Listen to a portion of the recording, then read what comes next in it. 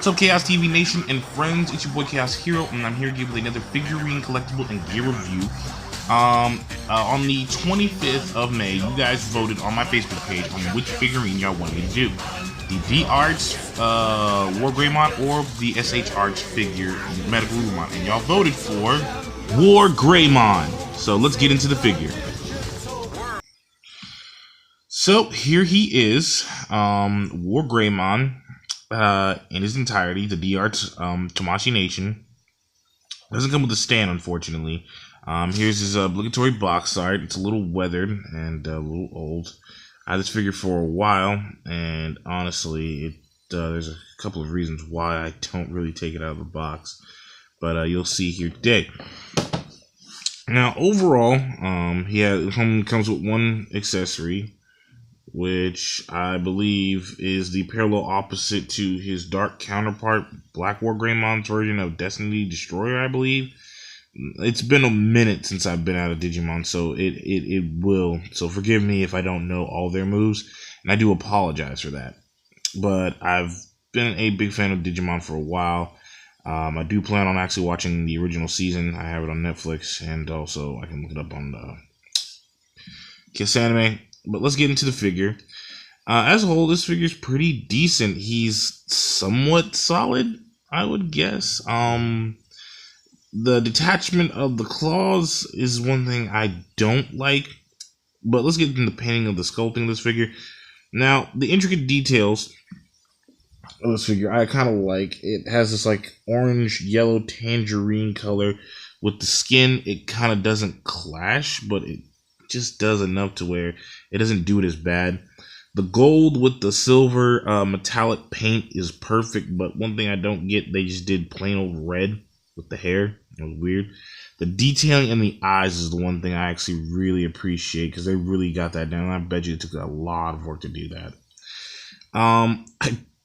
The sculpting and design on the back with the crest of courage, I believe, really good, even though I do believe it's supposed to be like kind of paneled out and not posable. Into the back lining and this hot mess right back here. I don't even know what they were thinking when they did this. Even to the back upper armor panels. But other than that, let's get into the posability of this Joker. Hands move on a swivel. You can pose. The chrome claws are very sharp and pointy, so you might want to watch out for that.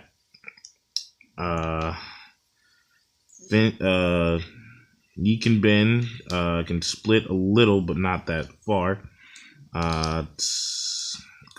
Front skirt flaps right here can move. Other skirt flap can move, but it flops right back down. There's a toe, and it's a swivel. It's on a ball joint. And usually everything on this figure is basically on a ball joint. You can do tons of poses with this figure. As many as I can think of, but not as many to where I would actually like this figure. It's really worth the money. If you can afford it and you can spend the money on it, by all means do so. But as for me, I feel like this would be better in the box. That would be my overall view, because posing this thing is it's not a chore. And I wouldn't say it's a nightmare, but it's to where, like, you're going to pose it, you're just going to only pose it once and then never pick it up again. That's how posability is with this figure. And unfortunately, it's sad to say, there's a lot of other better figures out here. Like, this thing is too much, like, it's just nothing but ball joints. Like, I mean, I don't mind it on certain figures, but it just kind of doesn't work with him with this kind of thing. Head is on a swivel as well. You can look up and down a little bit. You can't look that far due to the fact of the shield on the back of it. But other than that, it's pretty good. Like, I have nothing against D-Arts figures. I mean, I love the D-Arts Mega Man's line. And most of the figures that I like doing are mostly D-Arts anyway. So, like I said, this is a pretty good figure overall. But let's get into the review of my verdict on what I think of this figure.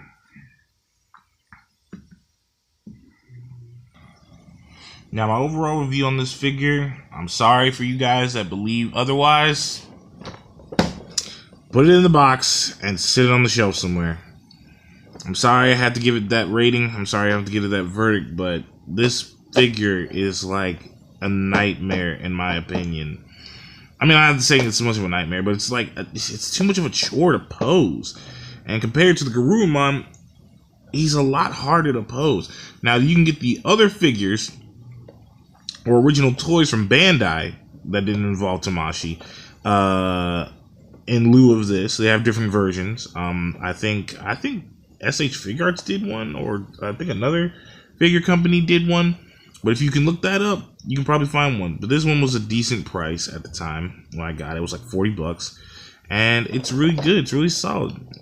But as far as anything, I just like looking at it in the box. As far as anything imposing it, I just don't really like it.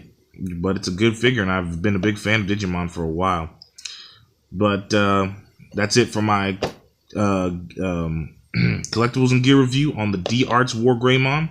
Stay tuned probably sometime this week and somewhere further in this month. Next month, we'll be doing a figurine review. Well, this week, upcoming week, we're going to be doing a figure review on the SH Figure Arts Metal Garurumon. Now, this one I'm excited for and I cannot wait for. I really like this figure. Now, don't get me wrong. I like both WarGreymon and Metal Garurumon equally.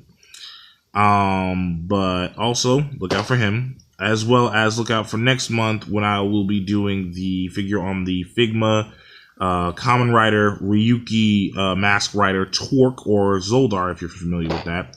Other than that, I'm your boy Chaos Zero, and I just stepped out of the chaos to show you a good review, and it was chaotic.